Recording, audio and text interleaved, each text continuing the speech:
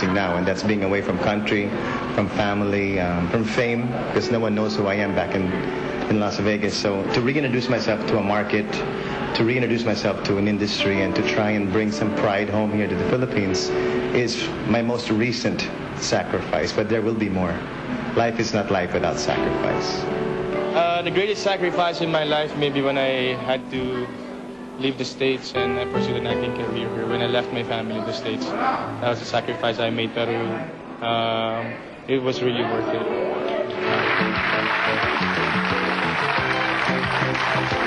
Ano bang love, Sam? Ano ang love? At binigyan kita ng time to think it over. Ganon. Actually, it's not only love, it's true love.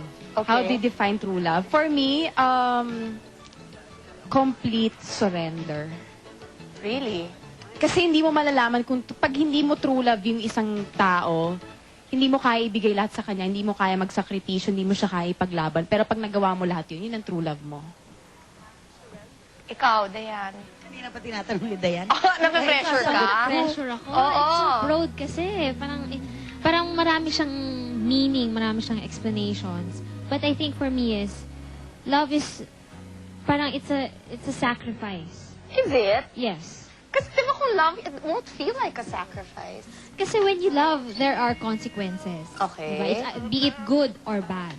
So, siguro yung bad doon yung pinaka-sacrifice mo. It's so hard. So hard to explain eh. Why did you know it was Ian? Ewan ko, I just felt it. It's hard to explain talaga eh. Parang he's the one that he's the one that I love talaga. Ano? He's the man for me. Naramdaman mo lang talaga na ito na yon. Yes. Okay, Alma? Na-feel mo yon talaga? Ako? Oo, yun din. Yes, because we were always crying every night. Okay, because... Ibig sabihin nun, you feel God's presence. Why would you cry? You feel God's presence. Parang masaya ka na... Tears of joy, ganon? Yeah. Yeah. Okay. You feel it talaga. O, Alma, ano? Parang yung what I read in Purpose-Driven Life, love is not a feeling but a commitment. So in spite of yung kahit malungkot ka na, minsan mawawala yung feeling, pero yung commitment mo sa tao, hindi ko pa na-feel yun, pero yun ang idea ko. Ikaw, Amay. Ilasa natin si Tita Cristy. Kanya yung pinakamatalinhagang Sa kanya yung pinakamatalinhaga talaga. I guess, love begins, for me, is loving yourself. Talaga. And I think the greatest mistake na, or sacrifice, not mistake, na nangyayari with all my relationships in my life is that I tend to forget about loving myself. So at this point, I'm enjoying my life, I'm loving myself because I think I have sacrificed so much in loving a person. Kasi for me, parang I believe na ang gusto lang naman ng bawat tao ay ang magmahal at may magmahal sa kanya. Okay. Diba? Yun lang naman ang gusto nating lahat eh, diba? So yun lang naman ang aim ng bawat isang tao sa buhay. Hindi naman yung maging mayaman ka. Ano na lang yun eh, mga superficial things na lang yun. Yung maging mayaman ka, maging maayos ang buhay mo. Pero ang pinaka-importante na rason, kaya nga ginawa ng Diyos una si Adan na mag-isa kasi kailangan may kasama si Adan. Kasama niya si Eva. Ikaw ang gusto kong tanungin. Ano ang love, Kris? Ayoko Pinag-iisipan ko pa. Pag-iisipan mo pa? Hindi, pinag-iisipan ko pa what it is talaga. Kasi after yung kematet, sabi ko, oh my God, kung akong tatanungin yan, Sa totoo lang, mahirap talagang i-define. mabablank din ako talaga. Kasi hindi mo alam kung bakit mahal mo yung tao. At sasabihin ko rin. What makes him feel special. Nararamdaman kasi yun yung Hindi mo alam kung bakit. Oo. And I would really say to the prison, pasensya na po.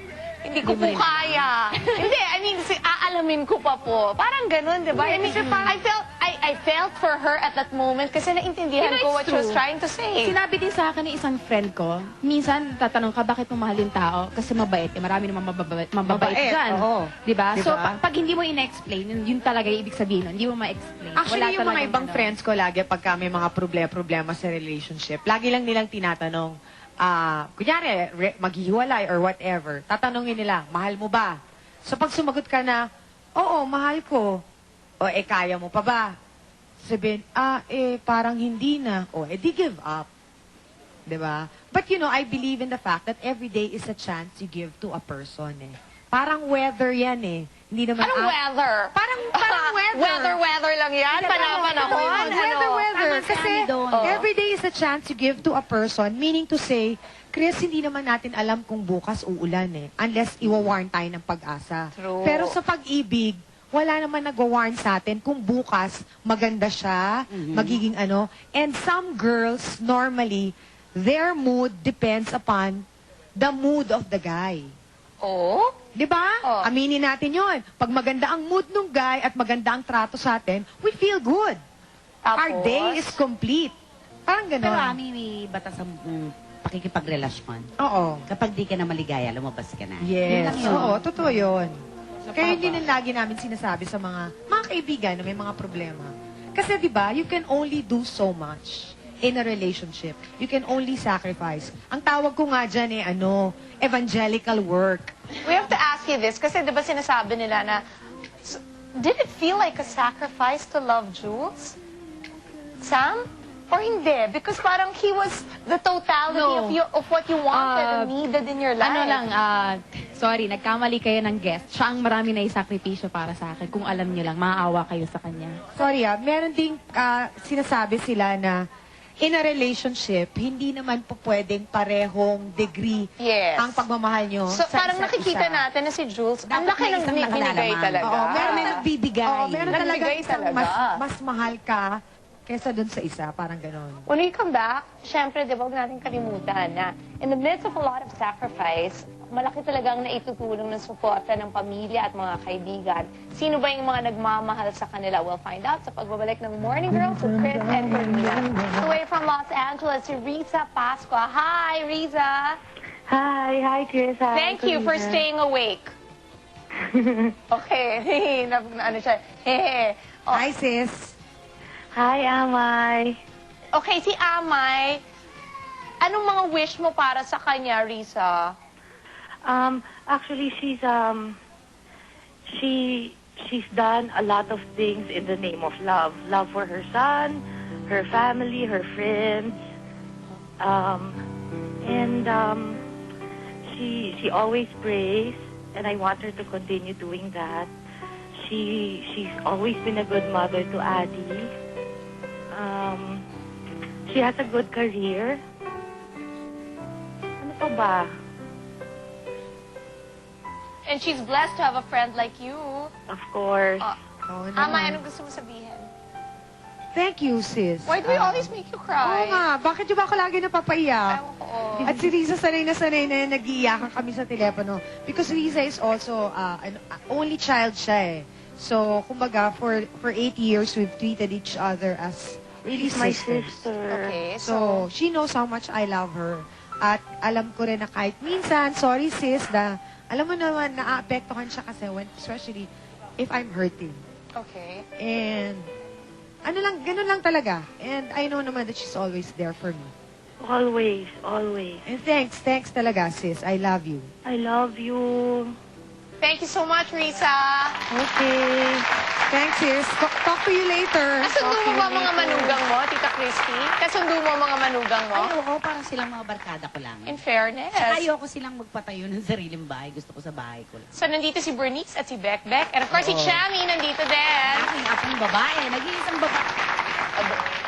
Dumating. Try mo magbarong. My God, formal ka. Pero kami na Chinese scholar. Good morning. Pwedeng magtanong lang, does it really change pag blessing na ni Lord? I mean, iba ba talaga yung civil sa church na Yeah. wedding? Ako, Naging deeper ba? if given a choice, church wedding pa rin talaga ako. Both. No, gusto ko church wedding. Kasi sa akin, she asked me that question, may nagtanong rin, sabi ko, the kilig was there, pero yung solemnity pareho lang. Kasi for me, nung araw nung civil wedding namin, I meant it already then as an oath anyway. So, walang nag-iba. Ganda. Okay. Medyo nga I think you're talking about sacrifices now. Yes. Something that she normally doesn't like to do, she's doing because of me now. Which That's why I wanna is? say, which is campaigning for our friends. Oh. Kasi sabi ko sa kanya, darling, pwede, tsaka na yung honeymoon muna kasi I want to help my friends in Congress and some of the governors who were yung kapatido ko. You know, so we're just campaigning Hindi mo for tayo? our friends. Masaya naman Kaya nga, masaya, di ba? Oh. I love it. And I'm not running, ha? Hindi po ako Actually, tumatakbo. hindi. Huwag nilagay pangalan ko, masuspoil yung balot nyo. Okay? Sa'yo hindi. Hindi mo type. Hindi Kanya-kanya type sa masyado. mundo, di ba? Okay? Magbabalik pa po ang Morning Girls of Kris and Market already. Be a part of World Pyro Olympics.